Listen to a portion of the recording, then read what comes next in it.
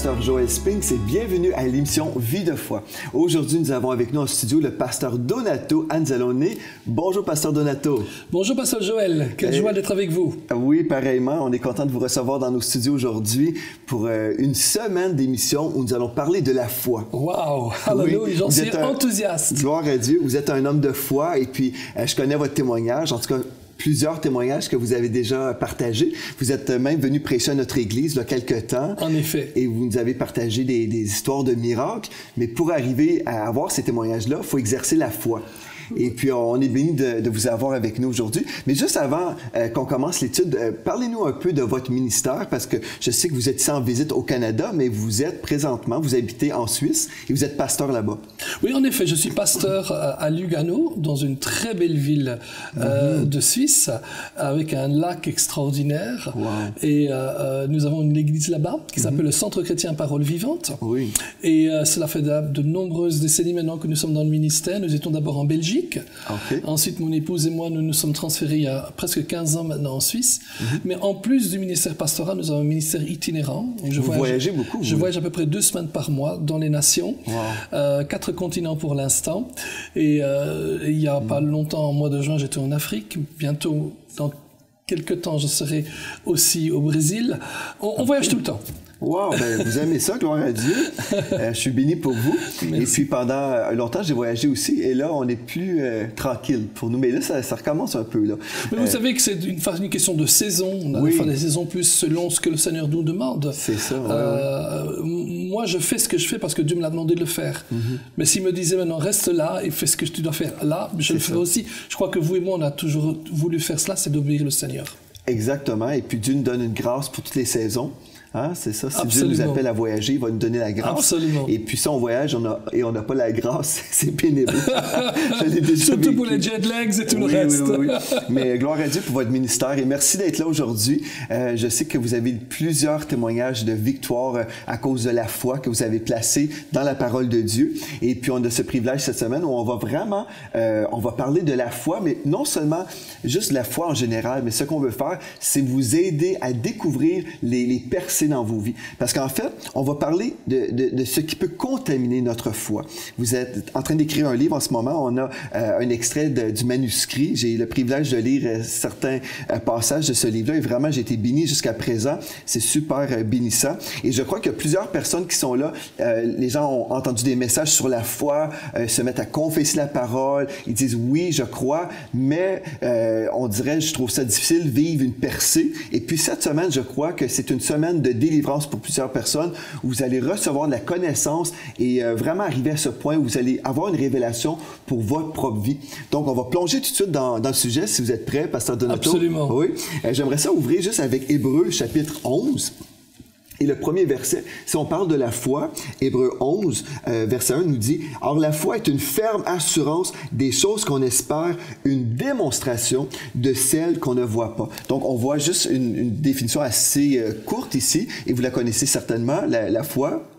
Alors, écoute, je peux vous raconter une anecdote. Oui. J'étais à Bruxelles dans mon église et j'avais avec moi un grand homme de Dieu qui s'appelait Lester Sumrall. Ok, oui. Et je le traduisais. Et je traduisais justement ce verset-là. Et il lisait en anglais « Faith is the substance ». Et moi, je traduisais ce que la Bible dit. La foi est une assurance.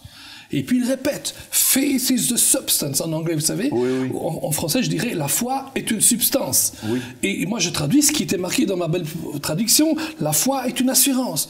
Et il répète encore, vraiment pour montrer ce qu'il dit « La foi est une substance ». Et moi, je traduis de nouveau ce qui est écrit dans la Bible « La foi est une assurance ». Et il se tourne et m'a dit « I said substance. Wow. J'ai dit substance. Et ce qu'il voulait dire par là, c'est que la foi est beaucoup plus fort qu'une simple assurance.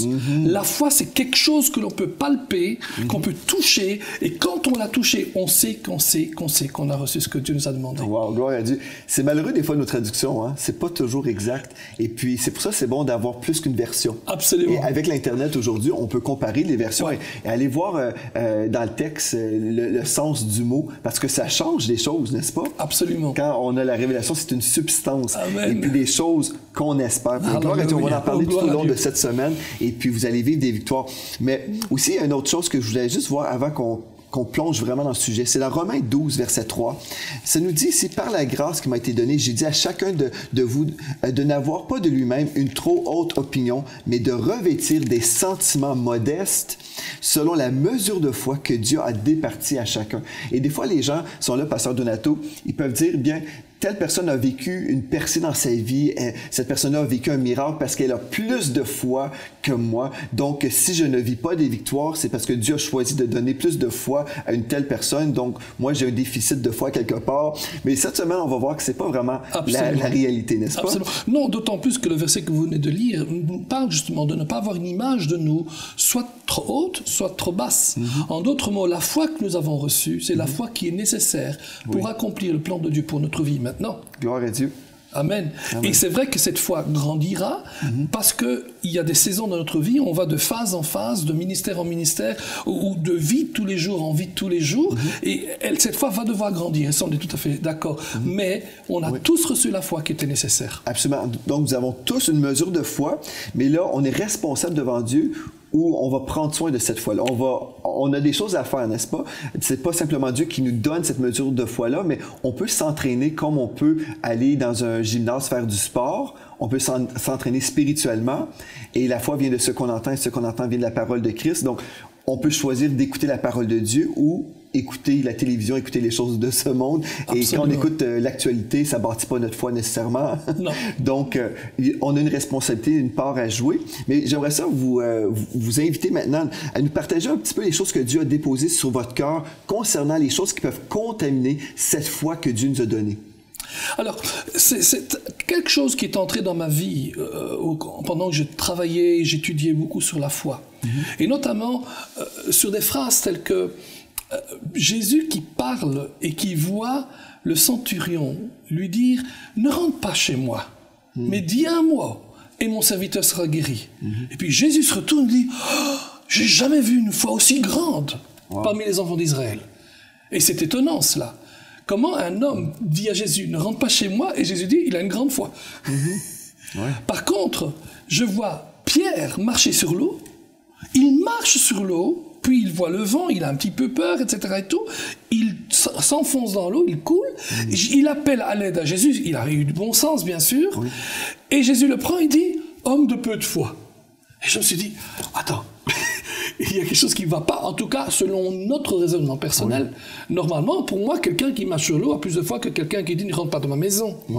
Mais on voit ensemble qu'en fait, Jésus n'est pas tellement en train de parler de la grandeur de la foi, bien plutôt de la pureté de la foi. C'est un petit peu, si je disais maintenant, regarde, pasteur Joël, je vais vous demander de vous mettre sur la chaise, debout, et ensuite de vous jeter à terre et je vous rattrape. Vous allez avoir confiance que je vais vous rattraper. Mais si je dis la même chose, je dis cette fois-ci, vous vous mettez au premier étage de la maison. Vous vous jetez, je vous rattraperai. Et vous allez dire, ah non, c'est pas possible. Pourquoi? Parce que vous me connaissez et vous savez que je n'ai pas la force de le faire. Dans notre pureté de foi, nous connaissons Dieu. Et au plus on connaît Dieu, au plus on va se débarrasser de ces contaminateurs de la foi qui nous empêchent d'avoir cette foi qui transporte les montagnes et qui nous permettent d'obtenir les promesses qui sont quand même oui et amen en Christ. Amen, oui, c'est ça. Parce qu'on peut lire la parole de Dieu et voir que Dieu a une provision pour notre propre vie. Comme l'apôtre Paul a dit, les promesses de Dieu sont pour moi oui et amen. Donc on peut dire oui, c'est écrit. Par exemple, si quelqu'un éprouve des attaques dans leur corps, quelqu'un qui vit une maladie, et la personne peut croire le rapport de Dieu qui dit par ses meurtrissures j'ai été guéri, ou il guérit toutes mes maladies selon le psaume 103. Mais pourtant, il y a des gens qui croient, qui disent qu'ils croient, mais pourtant ils vivent encore des épreuves en ce moment. Et il y a aussi la dimension de la persévérance de la foi, ces choses-là qu'on peut aborder cette semaine. Mais quelqu'un qui dirait aujourd'hui, qui serait là à la maison, qui dirait « Je crois à la parole de Dieu, je crois dans les promesses de Dieu, mais j'ai du mal à recevoir. Qu'est-ce que je dois comprendre aujourd'hui pour purifier cette foi-là? » Mais je crois que d'abord, il faut bien s'assurer qu'il y a une différence entre une foi qui vient du cœur et une foi qui vient de l'intellect. Par exemple, il y a cet homme dont le fils est lunatique. Il demande aux disciples de chasser le démon qui l'harcèle. Et les disciples n'arrivent pas. Et donc, cet homme vient vers Jésus et il dit, il explique la situation, Jésus dit, crois seulement. Et il dit, je crois, viens au secours de mon incrédulité. Comment peut-on à la fois croire et être incrédule? Et si on comprend bien la vie de la foi, on se rend compte qu'il y a une foi qui vient de l'intellect et une foi qui vient du cœur. Par exemple, il est impossible de croire avec l'intellect et de douter avec le cœur et d'obtenir les choses de Dieu. Par contre, on peut croire dans le cœur, même s'il y a encore des doutes dans l'intellect. Parce que la foi ne vient pas de la tête, elle ne vient pas de notre intellect, elle vient de notre cœur. Et il y a des fois, les gens, je crois, ils s'imaginent parce que dans leur tête, ils raisonnent, ou il y a des pensées qui arrivent. Hein? Des fois, ils s'imaginent, je ne suis pas dans la foi parce que j'ai des pensées contraires à la foi. Mais comme vous venez de dire, la foi vient du cœur et non de la tête. Absolument. Et c'est pour ça que cet homme a demandé de l'aide. Il dit, bien sûr que je crois, mais viens au secours de mon incrédulité. Peut-être que dans le cas de cet homme-là, il croyait dans son intellect, mais pas vraiment dans son cœur. Parce que s'il avait cru dans son cœur, il aurait pu chasser le démon lui-même. Oui, absolument. Bien, vous me parlez de la peur. Une des choses, ça, c'est une chose qui peut venir contaminer notre foi. Parce que j'ai toujours expliqué que la crainte ou la peur, c'est l'opposé de la foi. Parce qu'on croit que la foi peut déplacer les montagnes.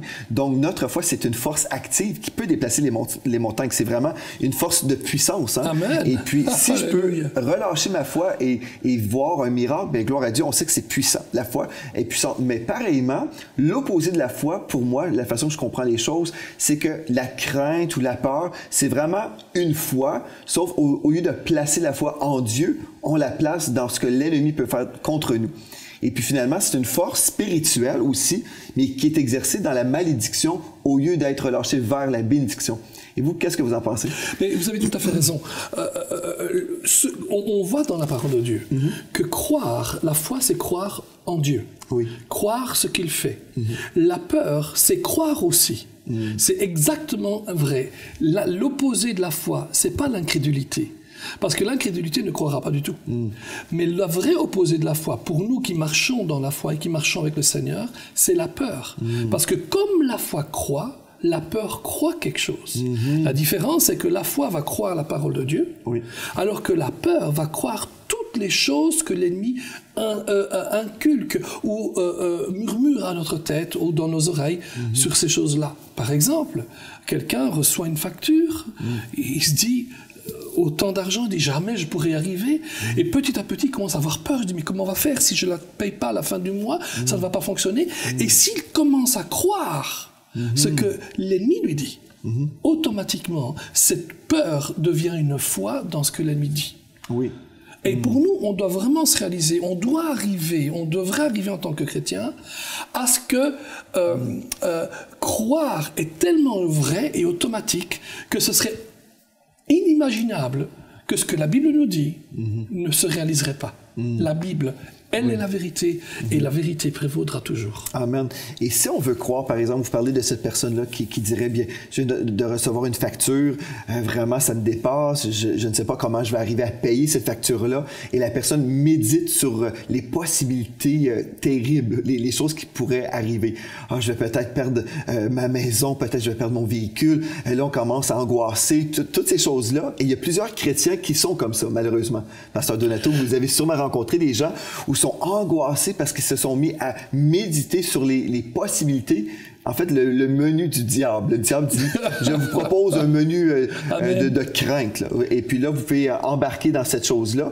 Et puis, la personne se met à couler finalement dans le désespoir parce que la personne a refusé de placer sa foi en Dieu, mais elle place sa foi ou sa crainte, sa peur dans le message de l'ennemi.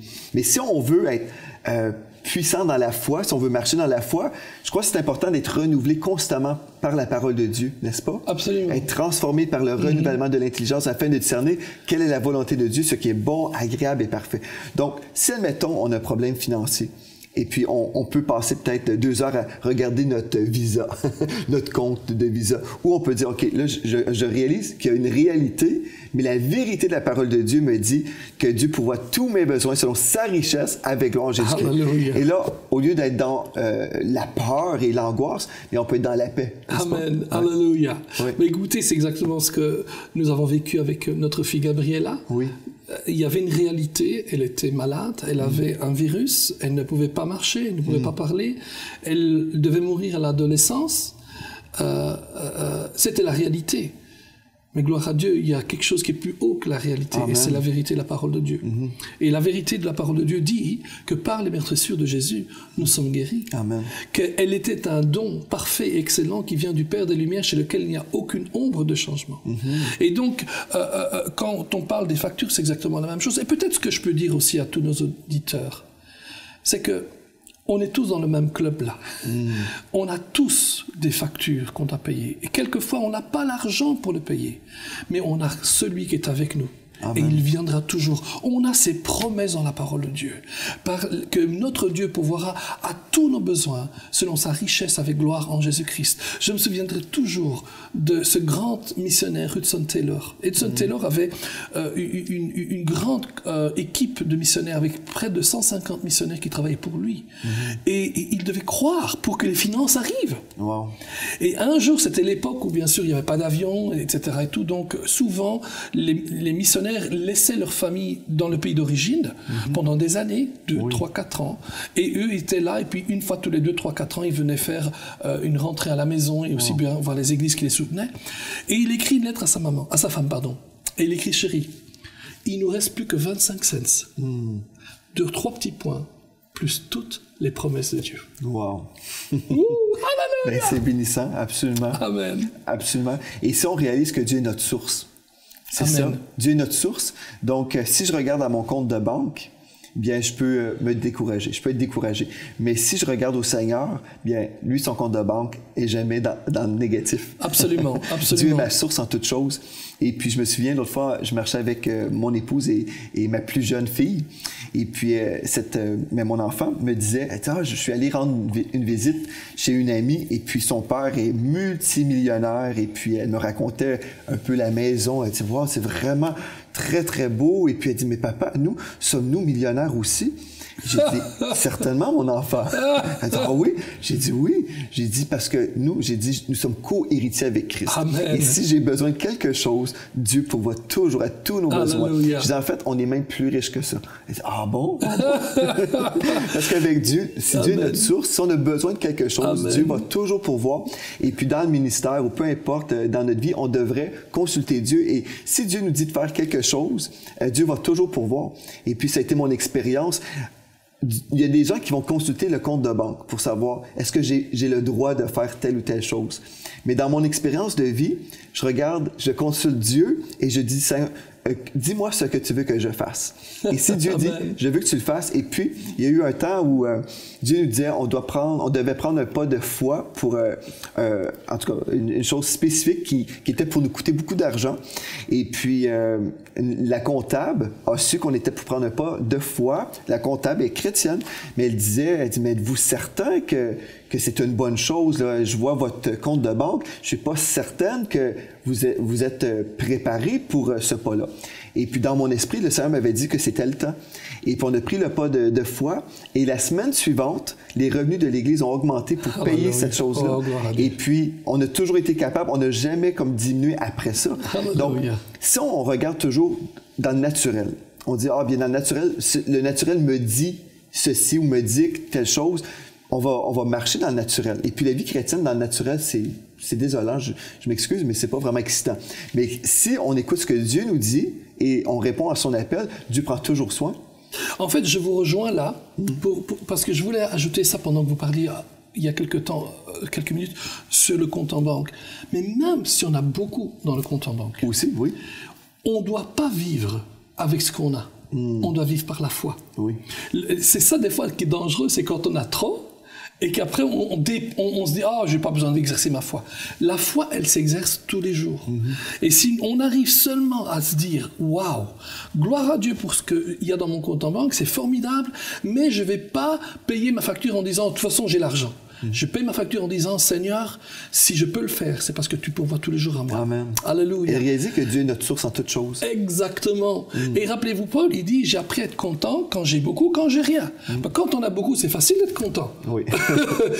Mais quand on n'a rien, c'est là que c'est un peu plus difficile d'être content. Mais ce que Paul était en train de dire, même quand j'ai beaucoup, j'ai appris à tenir et à compter sur le Seigneur. Amen. Et d'être reconnaissant toutes choses. Oh, hallelujah. Si on peut être reconnaissant, même si on ne peut, mais on est reconnaissant envers le Seigneur. On dit merci Seigneur Dieu pour ce morceau de pain. Hallelujah. Merci Seigneur Dieu parce que je vais manger aujourd'hui. Amen. Et puis si on est reconnaissant dans les petites choses, Dieu va nous donner encore plus de raisons finalement pour le louer et le remercier. Absolument. Mais si on revient à la peur, on peut parler que la peur peut contaminer notre foi.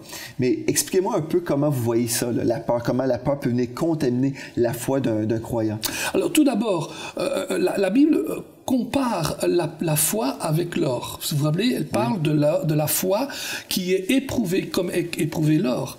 Qu'est-ce que c'est que l'or? L'or, c'est un métal que l'on trouve quelque part. Oui. Hein, et souvent, ce métal ne se trouve pas à l'or pur. En général, il est contaminé par toutes sortes d'alliages.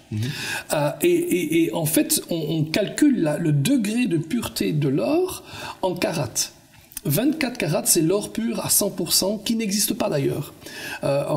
On a trouvé, je me rappelle, il y a quelques années au Canada, un or à 99,99%, mais pas encore à 100%. Wow, okay. Mais il y a une bonne chose, il est possible d'avoir une foi à 100% pure. Amen. Amen, oui.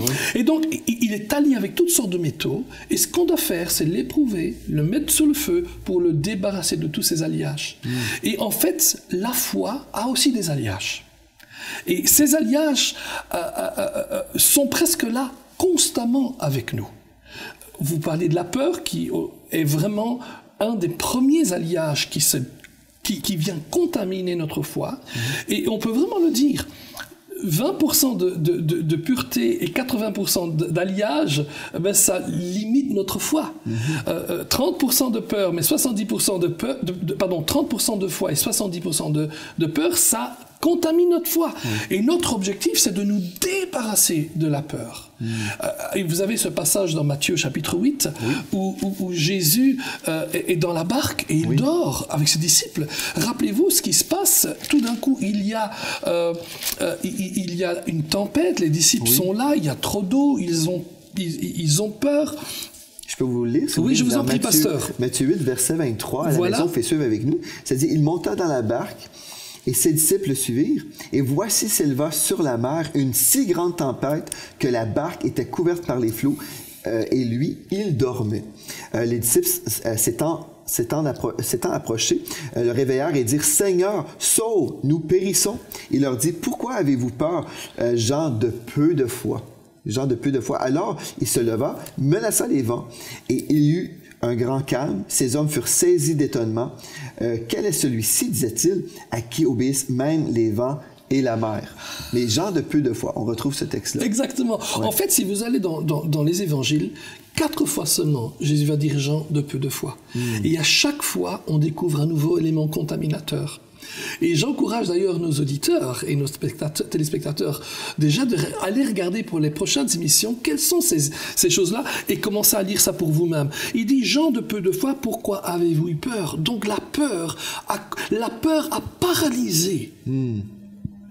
Un jour, il y avait en Suisse des touristes sous les montagnes. Et un de ces touristes avait vu une superbe fleur Edelweiss. Vous savez, c'est la grande fleur des Alpes et tout.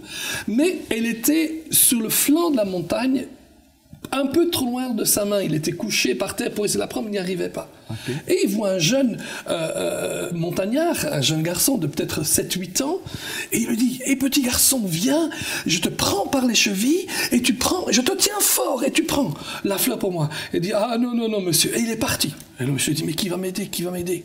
10 minutes plus tard, le jeune homme revient avec un monsieur plus grand.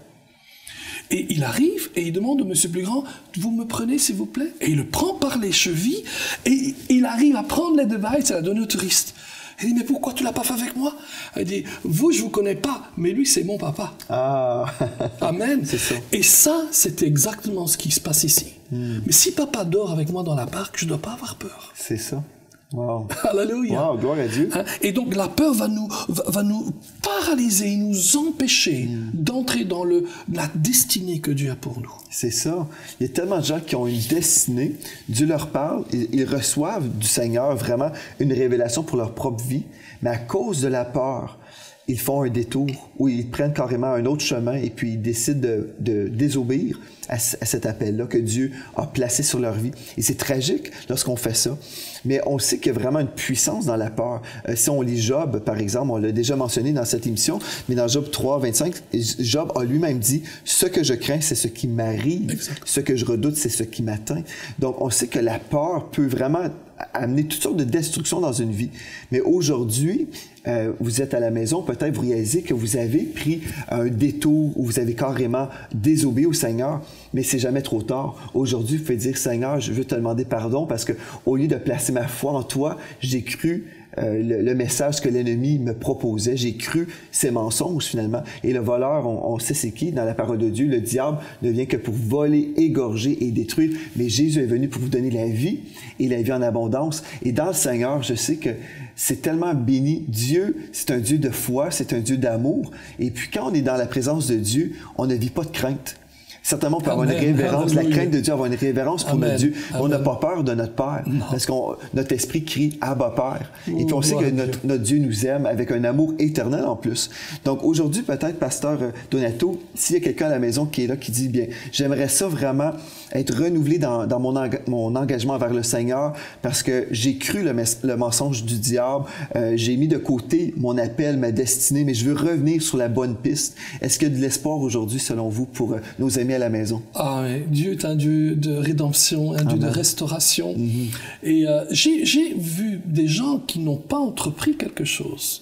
Ils savaient que Dieu leur demandait de faire quelque chose dans les affaires ou autre chose, parce qu'ils avaient peur. Oui. Mais lorsqu'ils se sont remis à genoux devant le Seigneur et fait exactement ce que vous avez dit, dire Seigneur, pardon, je te demande pardon, j'ai pas cru, j'ai pas osé, etc. et tout, mais ils se sont mis à genoux, eh bien, Dieu a restauré. Amen. Et ensuite, ils se sont allés, ils ont entré dans le plan que Dieu avait pour eux. Amen. Il y a toujours un espoir en Jésus-Christ.